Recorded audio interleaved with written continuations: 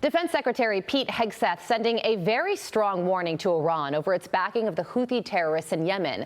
The defense secretary posting on X, "We see your lethal support to the Houthis. We know exactly what you're doing. You know very well what the U.S. military is capable of, and you were warned. You will pay the consequence at the time and place of our choosing." Managing Director of Beacon Global Strategies, Michael Allen, joins me now. Michael, good morning to you. So what a tightrope walk. Diplomatic talks with Iran on one hand and then this warning from the defense secretary on the other. But when it comes to a social media post like this, does Iran take a message like that lightly, or will they actually change their behavior as a result of what the defense secretary just said? So I'm not so sure they're going to change their behavior yet. If the secretary, however, is signaling that we might try and hit some Iranian assets or ships or trainers in the region, I don't think they're going to hit inside of Iran, but if they were to try and hit someone around Yemen, then I think that might get the Iranians' attention. I think it might benefit us in the longer run on diplomatic efforts, not only with Iran nuclear, but trying to get some sort of handle on what's going on with the Houthis. Yeah, and when it comes to the Houthis, the UK just carried out its first joint operation with the United States against the Houthis since President Trump re-entered office, and reports are that that mission was successful, so that's good news there. But there was other big news that took place yesterday, Michael, when it comes to the minerals deal. The United States and Ukraine finally signed that rare earths minerals deal, and this is coming at a time when President Trump is becoming increasingly frustrated with Vladimir Putin for prolonging this war.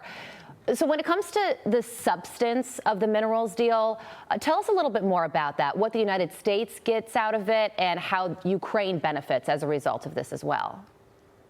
You bet. I think for new efforts at production of critical minerals and even hydrocarbons, we will jointly invest, or there will be in the dollars that will invest into the country, and eventually the proceeds will go to helping fund Ukraine's effort to have military assistance, which ultimately is absolutely necessary to deter an eventual Russian reinvasion.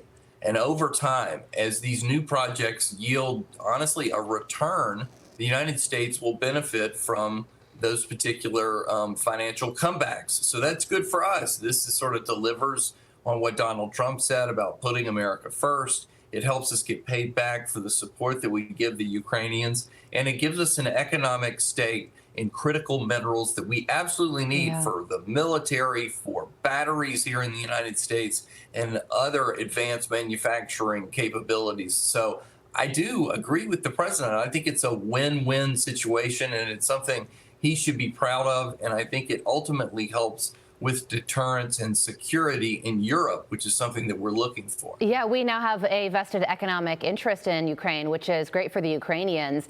And when it comes to the United States, we're talking about rare earths minerals. So I'm sure that this news and signing this deal was something that China, when they learned of this, was none too pleased. I think you're right. We're too dependent upon the Chinese for these types of rare earth minerals. And I think it's great that President Trump has put this at the top of his agenda. He's trying to make sure we can get these minerals here in the United States if we can.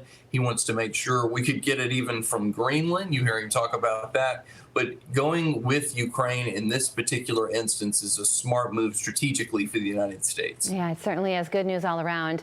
Michael, thank you so much for waking up early with us this morning. We appreciate your insight as always. I'm Steve Doocy. I'm Brian Kilmeade. And I'm Ainsley Earhart. And click here to subscribe to the Fox News YouTube page to catch our hottest interviews and most compelling analysis.